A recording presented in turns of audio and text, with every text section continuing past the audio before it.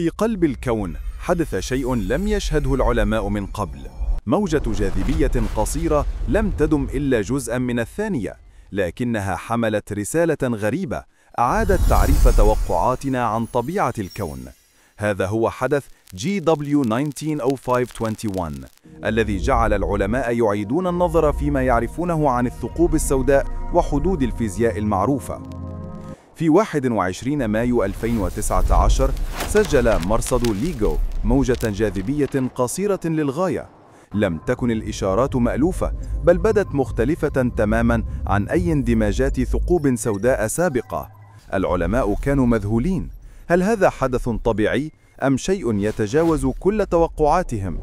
الفرضية الأكثر احتمالاً وفق الفيزياء التقليدية هي أن هذه الإشارة ناتجة عن اندماج ثقبين أسودين هائلين الكتلة، لكن هناك لغز. الكتل كانت في نطاق لا نراه عادة، وهو ما يعرف بثغرة الكتلة.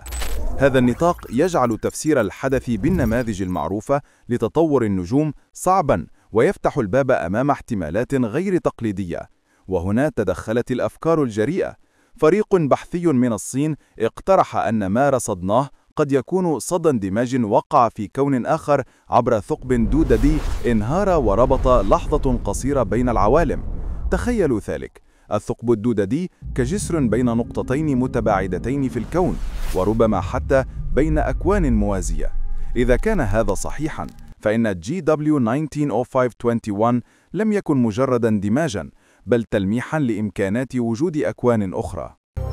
ولكن قبل أن نغوص في الخيال، يجب أن نكون صادقين مع العلم. الاحتمال الأقوى ما يزال اندماج ثقوب سوداء هائلة الكتلة.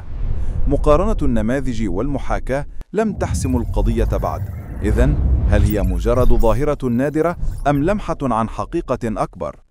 الأمر المثير أن أحداثاً مشابهة لوحظت في عام 2023، ما يجعل السؤال مستمراً: هل هناك نمط متكرر أم أننا نكتشف شيئاً جديداً في فيزياء الكون؟ كل إشارة جديدة تجعل العلماء في حيرة وتفتح الباب لتفسيرات جريئة. تخيلوا الكون إذا كانت الثقوب الدوددية حقيقية، جسور بين أكوان متوازية، مرور موجات الجاذبية عبرها، وربما لمحات عن أكوان أخرى نعيش فيها نسخاً مختلفة من الواقع.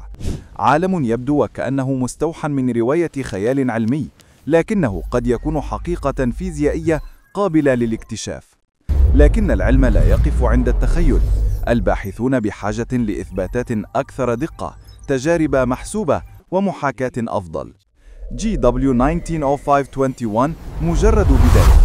كل موجة جاذبية قادمة ستساعدنا على فهم ما إذا كانت الثقوب الدوددية مجرد نظرية رياضية أم جسور فعلية بين الأكوان.